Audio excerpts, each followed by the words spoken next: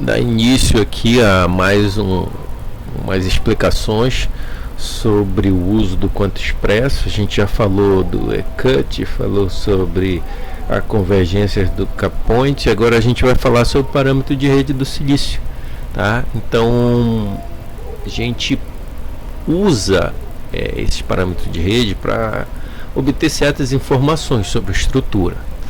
Então o que a gente vai fazer é ver como é que o QuantoExpresso ele determina os parâmetros de rede para menor energia, tá? Em alguns casos você tem que usar a função TPRN4, tá? Como verdadeira. Isso ele vai imprimir as forças que estão sendo impressas. Porque o que ele vai fazer? Você está mudando os parâmetros de rede e o QuantoExpresso está calculando todas as informações necessárias para diante daquela mudança, tá? A gente vai usar o silício, tá? Aqui novamente vamos continuar a usar o silício. O parâmetro de rede experimental do silício é 5.43, tá? E para o caso do silício, a gente vai usar essas aproximações de densidades locais. Essas aproximações de densidades locais, elas acabam dando valores que se aproximam. Em alguns casos, ela dá valores menores, tá? Os parâmetros cristalinos, mas a gente vai ver, isso depende de outras coisas, tá? Isso também depende do pseudopotencial que você vai utilizar. Isso não depende da quantidade dos K-points, tá?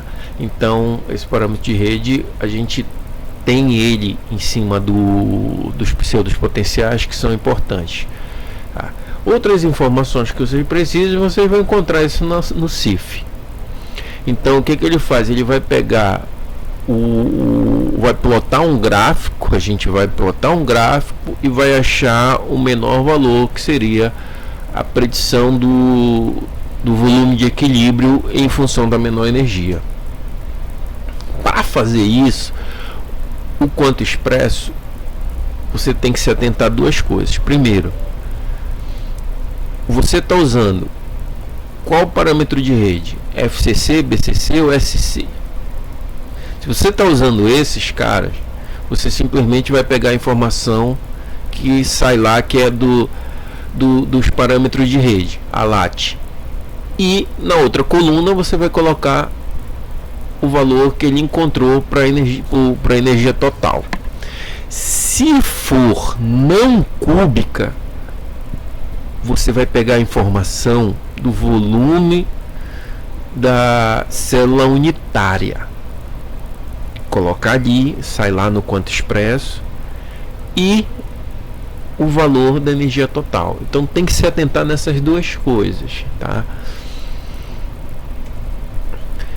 Feito isso, você montou a tua tabelinha, você vai salvar no arquivo e você vai usar um módulo que tem dentro do QuantoExpresso que se chama EVX, né? Esse módulo ele vai poder fazer a otimização dessa curva e te dar o parâmetro de rede e o módulo do volume. Então você tem que sempre preparar o teu arquivo e tem que se atentar da seguinte coisa: você está passando informações em angstrom ou unidades atômicas. Então você tem que fornecer para ele o parâmetro, né? Então você vai fornecer o parâmetro de rede ou o volume. Voltando aqui, é o que eu falei: se for não cúbica, você vai fornecer o volume, tá? Tem que até ajeitar ali que está errado. Então você tem isso. Deixa eu dar uma ajeitadinha ali, porque está errado aqui. Aqui somente o volume, tá? Então é somente o volume. Somente o volume. O tipo de rede FCC, BCC, SC não cúbica. Tipo de equação do estado. No caso, a gente vai escolher a Murnaghan, tá? Que é uma equação de estado bem conhecida que o pessoal usa bastante. O arquivo de saída e o arquivo de entrada e o arquivo de saída. Fez isso, ele vai no arquivo de saída, ele vai gerar um conjunto de informações. Esse conjunto de informações vai te dar o parâmetro, vai te dar o módulo do volume, vai te dar o volume que você calculou em cima dos teus valores, tá? E ele te fornece também a derivada de energia. Tudo isso ele colocou nessa equação de estado, tá? E essa equação de estado gerou um arquivo fitado, diferencial, as pressões ao longo, a entalpia, essas informações que você faz uso, tá? E aí a gente vai confirmar se realmente a gente se aproxima do parâmetro experimental, que é 5,43 angstrom, ou não. Como quantos passos faz isso? A gente vai já determinar. Vamos lá descobrir como é que ele faz isso, tá? Então você pode encontrar esses parâmetros em vários outros artigos e você conseguir comparar, tá? Esses resultados. Bem, pessoal, voltando ao vídeo, o que nós vamos fazer?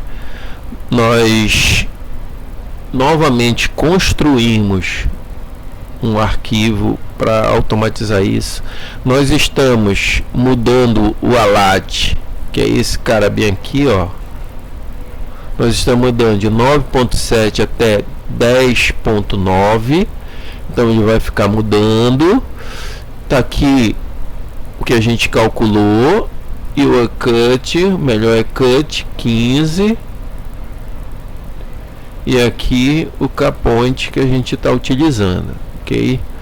Então a gente vai fazer esses cálculos. Então fez isso aí, a gente automatizou.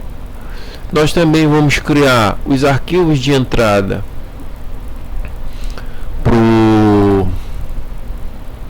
para a equação de estados, tá? Então a gente tem todas as informações e vamos fazer isso aí. Isso aqui plota, tá? Novamente semelhante ao passado, semelhante aos anteriores, aos vídeos anteriores. Então a gente vai fazer isso aqui, ó. Então ls, nosso arquivo ponto alat. Ele está fazendo os cálculos para a gente. Eu só vou pegar os arquivos output. Ele vai salvar. Quando ele acabar esses cálculos, ele vai salvar aqui dentro. Arquivo DAT, que vai ser o nosso arquivo que não interessa para a gente. Nós vamos apagar esse cara aqui, tá? Por nada. Então apagamos. Pronto. Vamos dar um plot.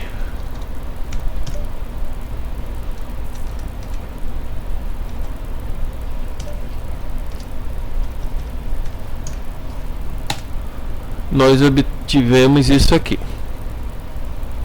Então tá aqui, tá? Então nós encontramos esses valores aqui, ok? E esses valores aqui, 9.7 aqui, 9.7, tá? Nós obtivemos esses valores, ok. Agora vamos calcular o parâmetro. Então você vem aqui, você vai dizer que vai receber a informação que você já disse para ele. No caso eu não vou digitar, eu simplesmente já criei um arquivo de entrada. Ele já fez as contas para mim. Esse é o arquivo out aqui, ó, ok? Então tá aqui as informações que eu queria. 1023, nosso experimental tá aqui.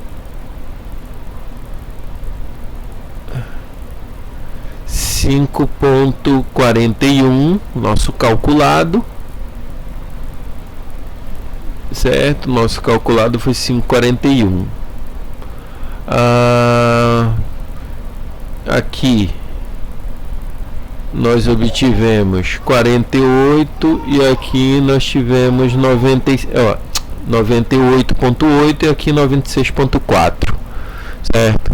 Esse é o volume final que a gente tem e a mínima energia sendo essa aqui. Então tá aqui os resultados e informações que a gente queria, e daqui nós calculamos outras coisas, e tem que lembrar que isso está mudando em função das bases que você está utilizando, ok? Então isso muda em função das bases. Então, beleza, pessoal, é isso aí.